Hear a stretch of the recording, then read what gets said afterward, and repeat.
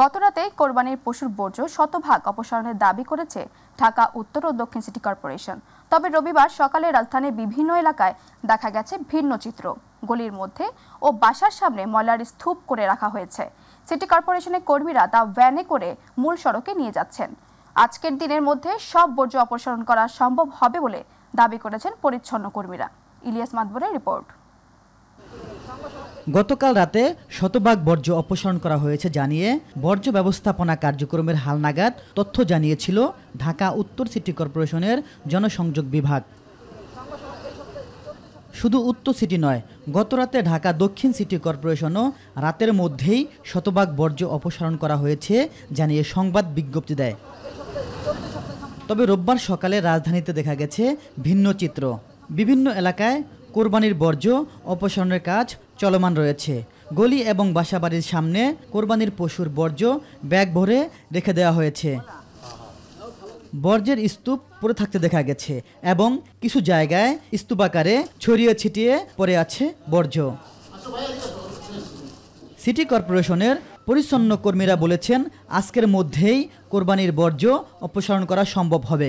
90% কাজ কাছাই লাগছি আমরা, বাকি 10% আজকে কিছু পশু জমা হইতেছে, আর কিছু যদি চিপা চাপা গলির বেঁধে ছিল সেটা আমরা তুলতেছি। এখন সকাল থেকে শুরু করলাম, মোটামুটি আমাদের আর বেশি নাই, ময়লা নাই।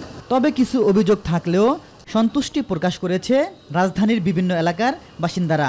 অন্যান্য বছরের চেয়ে এবছর অনেক ভালো, রাস্তাঘাট ক্লিন, ঠিক আছে, খুব ভালো কাজ করছে। কোনো বাড়িতে সামনে কোনো জায়গায় ময়লা নাই, কোনো জায়গায় কোনো রক্ত নাই, সব পরিষ্কার করে তারা নিয়ে গেছে। সিটি কর্পোরেশন আমাদের কাছে ব্লিচিং পাউডার, স্যাভলন, ব্যাগ সব সাপ্লাই দিচ্ছে, পর্যাপ্ত পরিমাণ দিচ্ছে। আমি পর্যাপ্ত পরিমাণ আমার এলাকার লোকজনকে আমি বিতরণ করছি। গতবারের তুলনায় এবার অনেক ভালো হয়েছে। ইলিয়াস মাদবর, মাই টিভি, ঢাকা। ঈদ মানেই প্রিয়জনের সঙ্গে আনন্দ ভাগাভাগি করার সময়, আর এই আনন্দের টানেই রাজধানীর মানুষ ছুটে গেছে নিজ নিজ গ্রামে। ফলে ঈদের ছুটিতে বদলে গেছে রাজধানীর চিরচেনা রূপ। প্রতিদিনের যানজট, কোলাহল আর মানুষের ভিড়ে স্থবির থাকা সড়কগুলোতে এখন বিরাজ করছে অচেনা এক নীরবতা। ফাঁকা রাস্তাঘাট, কমে যাওয়া যানবাহনের শব্দ এবং মানুষের উপস্থিতির অভাব মিলিয়ে যেন এক অদ্ভুত নিস্তব্ধতায় মোড়ানো রাজধানী। তবে বেলা বাড়ার সঙ্গে সঙ্গে ব্যক্তিগত গাড়ি, সিএনজি ও ব্যাটারি চালিত অটোরিকশা চলাচল করতে দেখা গেছে। গণপরিবহন চলছে সীমিত আকারে। দর্শক, এই মুহূর্তে বিজয় সরণি থেকে ফাঁকা রাজধানীর খবর জানাতে যুক্ত হচ্ছি সহকর্মী রাকিব হাসানের সাথে। ধন্যবাদ মারিয়া আপনাকে। আসলে ঠিক যেমনটি বলছিলেন, আমরা যদি একটু আমার পেছনের চিত্র দেখিয়ে আমাদের দর্শকটি শুরু করতে চাই। দেখতেই পাচ্ছেন যে ফাঁকা ঢাকা যেটাকে বলে, আসলে সেই ফাঁকা ঢাকায় এখন আমরা দেখতে পাচ্ছি। আজ ঈদের পরদিন, গতকালকেও আমরা যেটা দেখতে পেয়েছি যে ফাঁকা ঢাকা, আজকে কিন্তু আরও বেশি ফাঁকা হয়ে গিয়েছে। কারণ হচ্ছে গতকালকে যারা রাজধানীতে ঈদ করেছেন, আজকে কিন্তু সকাল থেকেই সেই লোকগুলো কিন্তু আমরা দেখতে পেয়েছি যে তারা তাদের বাড়িতে চলে যাচ্ছেন। সকাল থেকে আমরা বিভিন্ন ট্রেন স্টেশন, বাস টার্মিনাল এবং লঞ্চ টার্মিনালগুলো আমরা ঘুরে দেখেছি যে সেই বাস, ট্রেন এবং লঞ্চে কিন্তু উপচে পড়া ভিড়। অর্থাৎ ঈদের আগের দিন যেরকম ভিড় আমরা লক্ষ্য করেছিলাম, আজও ঠিক তেমনটাই ভিড়। তারই ধারাবাহিকতা আমরা দেখতে পাচ্ছি যে রাস্তাঘাট একেবারেই ফাঁকা। আমরা এখন রয়েছি রাজধানীর বিজয় সরণি সিগন্যালে, যেই সিগন্যালটি দাঁড়িয়ে আসলে বেশ কিছুক্ষণ দাঁড়িয়ে থেকেই আসলে আমাদেরকে রাস্তা পারাপার হতে হতো। সেই সিগন্যালটি আমরা দেখতে পাচ্ছি এখন অনায়াসেই কোনো প্রকার না দাঁড়িয়ে তারা সরাসরি সিগন্যালটি পার হয়ে যাচ্ছেন যানবাহনগুলো। আর রাস্তায় কিন্তু বড় যানবাহন একেবারেই কম, ছোট ছোট কিছু যানবাহন রয়েছেন, বিশেষ করে সিএনজি এবং কোথাও কোথাও কিন্তু রিক্সা চলাচল করতেও আমরা দেখতে পেয়েছি যে রাজধানীর প্রধান সড়কগুলোতে যেখানে রিক্সা চলাচল একেবারেই নিষিদ্ধ, সেই রাস্তাগুলোতে কিন্তু আমরা দেখতে পাচ্ছি যে রিক্সা চলাচল করছে। অর্থাৎ রাজধানী ফাঁকা পেয়ে তারা রিক্সাগুলো আসলে প্রধান সড়কে উঠে যাচ্ছে। তবে এতে কিন্তু বিভিন্ন দুর্ঘটনা ঘটার সম্ভাবনা রয়েছে। আইনশৃঙ্খলা রক্ষাকারী বাহিনী তাদেরকে থামিয়ে কিন্তু এখানে চলাচলের নিষেধাজ্ঞা তারা যে রয়েছে সেগুলো তারা বোঝানোর চেষ্টা করছে। তারপরেও অনেকেই মানছেন না, সেই নিষেধাজ্ঞা অমান্য করেই তারা কিন্তু বিভিন্ন উল্টো পথেই কিন্তু তারা সেই রিক্সাগুলো চালিয়ে যাচ্ছেন। এছাড়া আমরা যদি বলি যে রাস্তায় কিন্তু সিএনজি এবং প্রাইভেট কারের উপস্থিতি আমরা যথেষ্ট দেখতে পাচ্ছি। রাস্তায় রয়েছে বিভিন্ন মোটরসাইকেল রয়েছেন, যারা আসলে স্বল্প দূরত্বে যারা যেতে চাচ্ছেন তারা মোটরসাইকেল দিয়েও যাচ্ছেন। সব কিছু মিলিয়ে বলবো যে পুরো রাজধানী এখন পুরোটাই ফাঁকা, অনেকটাই ফাঁকা। আজকের দিন পরে হয়তো রাজধানী আরও বেশি ফাঁকা হয়ে যাবে। এবং বিকাল নাগাদ আমরা দেখতে পেয়েছি যে বাস টার্মিনালগুলো যেভাবে লোক যাচ্ছে এবং ট্রেনে চড়ে যেভাবে ছাদে চড়ে লোক যাচ্ছে, বিভিন্ন লঞ্চঘাট থেকে লঞ্চে চড়ে লোক যাচ্ছে, সেই হিসেবে করলে ঢাকার আসলে কত শতাংশ মানুষ এখন রাজধানীতে রয়েছেন সেই হিসাবটা হয়তো আমরা পরবর্তীতে জানিয়ে দিতে পারবো, কিন্তু বলতে পারি যে পুরো রাজধানী কিন্তু এখন ফাঁকা। মারিয়া। ধন্যবাদ রাকিব আপনাকে। দর্শক, ভিডিও সরণি থেকে রাজধানীর সর্বশেষ খবর জানাচ্ছিলেন সহকর্মী রাকিব হাসান। যাচ্ছি পরবর্তী সংবাদে। প্রিয়জনের সঙ্গে ঈদ করতে না পারলেও ঈদের আনন্দ ভাগাভাগি করতে আজও ঢাকা ছাড়ছে মানুষ। কর্মব্যস্ততার কারণে যারা ঈদের সময় রাজধানীতে থেকেছেন তারাই এখন ঢাকা ছাড়ছেন। অনেকে সরকারি ছুটি দীর্ঘ থাকায় ঈদের পরেই বেড়াতে যাচ্ছেন গ্রামের বাড়ি ও আত্মীয়ের বাসায়। আবার অনেক কর্মজীবী রাজধানীতে ফিরতে শুরু করেছে। রাকিব হাসানের রিপোর্ট। ঈদুল আজহার দীর্ঘ ছুটি পেয়ে ভোগান্তি এড়াতে ঈদের দ্বিতীয় দিনে নারীর টানে বাড়ি ফিরছেন অসংখ্য মানুষ। কমলাপুর রেল স্টেশনে সকাল থেকেই ছিল ঘরমুখ মানুষের উপচে পড়া ভিড়। রাজধানীতে ঈদ উদযাপন শেষে এবার স্বজনদের সান্নিধ্য পেতে ঢাকা ছেড়ে যাচ্ছেন অনেকেই। মূলত কর্মব্যস্ততার কারণে যারা ঈদের সময় রাজধানীতে থেকেছেন তারাই এখন ঢাকা ছাড়ছেন। অনেকে সরকারি ছুটি দীর্ঘ থাকায় ঈদের পরেই বেড়াতে যাচ্ছেন গ্রামে কিংবা আত্মীয়ের বাসায়। রাজধানীর বাস টার্মিনালগুলোর চিত্র প্রায় একই রকম। সকাল থেকেই মহাখালী বাস টার্মিনাল থেকে একে একে ছেড়ে যেতে দেখা যায় দূরপাল্লার বাসগুলো। কাউন্টারগুলোর সামনে ছিল দীর্ঘ লাইন, দীর্ঘ সময়ে দাঁড়িয়ে টিকিট না পাওয়ার অভিযোগ যাত্রীদের। সমস্যা হলো যে আমরা কাউন্টারে টিকিট দেয় নাই, না দেওয়ার কারণে আমরা বাসের কাছে গেছি, 600 নিচে নেবে না। দেখি টিকিট দিচ্ছে না, বাস আসলে দিচ্ছে। তাই একটা টিকিট ছিল, আমি আর যেতে পারি না, আমার লাগবে 3টা, এই কারণে দাঁড়িয়ে আছি। সমস্যা, আমরা তো আরো ঘন্টা 2 আগে কাটছি এখানে, কিন্তু টিকিট তো দিচ্ছে না। এদিকে যানজটে আটকে থাকার কারণে প্রতিটি গাড়ি আসতে অতিরিক্ত 2 থেকে 3 ঘন্টা সময় বেশি লাগছে বলে জানান কাউন্টারম্যান। এগুলা আসার কথা 3 ঘন্টা পর, আসতেছে 4 ঘন্টা 5 ঘন্টা পর। তবে লোকাল বাসগুলোতে যাত্রী চাপ কিছুটা কম থাকলেও অতিরিক্ত ভাড়া আদায়ের অভিযোগ যাত্রীদের। বাস শ্রমিকরা বলছেন ভিন্ন কথা। ভাড়া 400 টাকা করে বলতেছে, তাও পিছনে সিট দিয়ে। নর্মাল আগে তো আমাদের ইয়াদা যাইতাম যে আপনার 200 টাকা 250 টাকা এরকম ছিল, এখন আপনার ইয়ে হয়ে যেতেছে 400 টাকা হয়ে যেতেছে। আমাদের এটা চার্জ আছে, চার্জে ভাড়া হলো 450 টাকার মতো। যাত্রীদের অভিযোগের সততা যাচাই করতে লোকাল বাসগুলোতে অভিযান চালায় সেনাবাহিনী। অতিরিক্ত ভাড়া আদায় করলে কঠোর শাস্তির আওতায় আনার হুঁশিয়ারি দেন তারা। রাকিব হাসান, মাই টিভি, ঢাকা। দর্শক, এই মুহূর্তে সাভার টেনারি এলাকা থেকে চামড়ার খবর জানাতে যুক্ত হচ্ছে প্রতিনিধি আসাদুজ্জামান খায়রুলের সাথে। খায়রুল, কোরবানির ঈদের দ্বিতীয় দিনে সাভারের টেনারিগুলোর কেমন পরিস্থিতি দেখছেন, জানাবেন।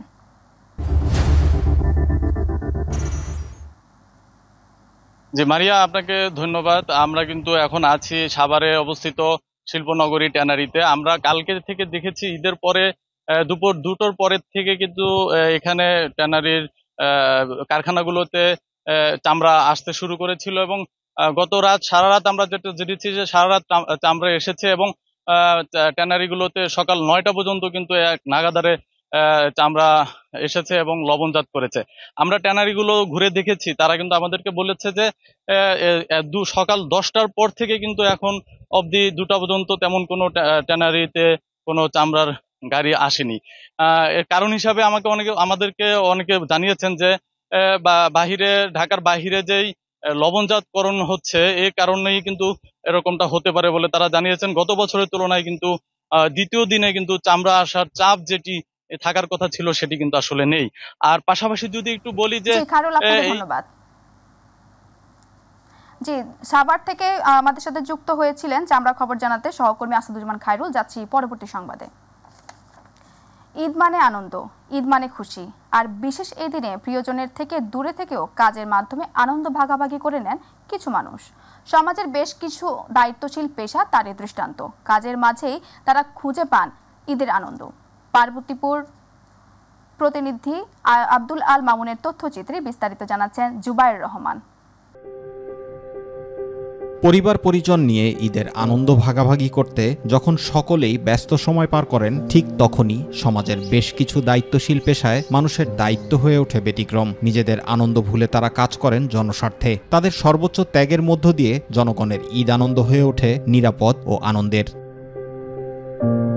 সমাজের দায়িত্বশীল পেশার মধ্যে পুলিশ, চিকিৎসক, ফায়ার সার্ভিস ও সাংবাদিকতা অন্যতম।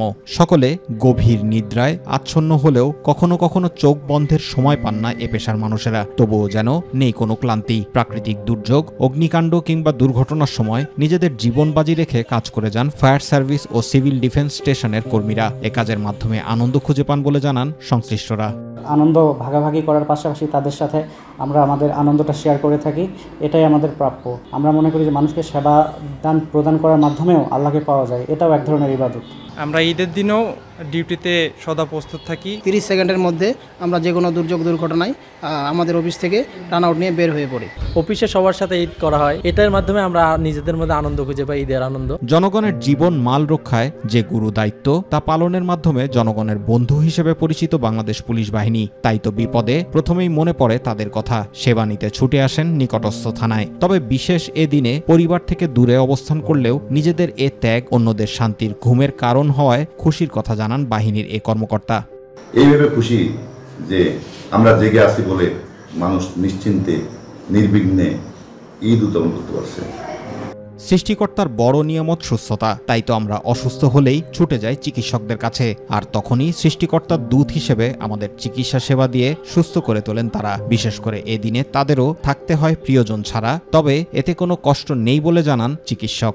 আজকে ঈদের দিন সবাই পরিবার নিয়ে সবাই আনন্দ করতেছে, আর আমরা রোগীর সেবার মাধ্যমে সেই আনন্দকে উপভোগ করতেছি। এটাই আমাদের কাছে বড় প্রাপ্য। তাদের সেবার জন্য কোনো বিঘ্ন তো না হয়, তার জন্য আমরা এখানে 24 ঘন্টা উপস্থিত আছি।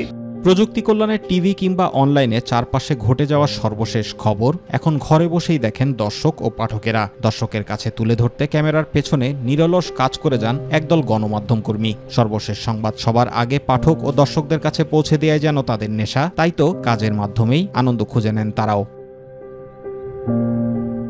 জুবাইর রহমান, মাই টিভি নিউজ। আগামী জাতীয় সংসদ নির্বাচন নিয়ে বিএনপির চেয়ারপারসন বেগম খালেদা জিয়া দিক নির্দেশনা দিয়েছেন বলে জানিয়েছেন দলের মহাসচিব মির্জা ফখরুল ইসলাম আলমগীর। দলের শীর্ষ নেতাদের সাথে ঈদের শুভেচ্ছা বিনিময়কালে তিনি এই নির্দেশনা দেন। দলের চেয়ারপারসনের এমন নির্দেশনায় অনুপ্রাণিত হয়েছেন বলে জানিয়েছেন বিএনপির স্থায়ী কমিটির সদস্য হাফিজ উদ্দিন আহমেদ। ইউসুফ আলীর রিপোর্ট। বিএনপির চেয়ারপারসন বেগম খালেদা জিয়ার সাথে ঈদের শুভেচ্ছা বিনিময় করতে তার গুলশানের বাসভবনে একে একে জড়ো হন দলের মহাসচিব মির্জা ফখরুল ইসলাম আলমগীর সহ স্থায়ী কমিটির সদস্যরা।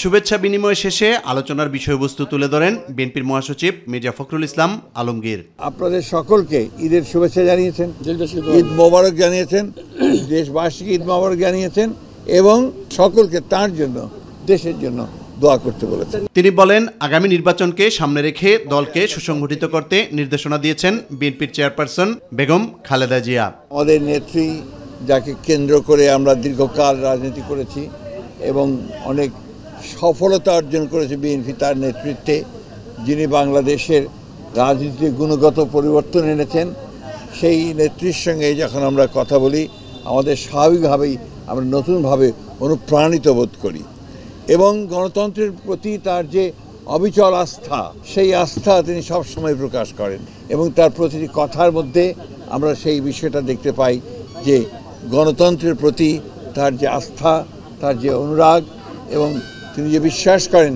যে গণতান্ত্রিক ব্যবস্থা ছাড়া কোনো ব্যবস্থাই ঠিক সেইভাবে আপনার রাষ্ট্রের উপকার করতে পারে না। দলীয় প্রধানের এমন নির্দেশনা নেতাদের মাঝে অনুপ্রেরণা জুগিয়েছে বলে জানান বিএনপির স্থায়ী কমিটির সদস্য অবসরপ্রাপ্ত মেজর হাফিজ উদ্দিন আহমেদ বীর বিক্রম। আমরা যেটা দেখে অত্যন্ত আনন্দিত।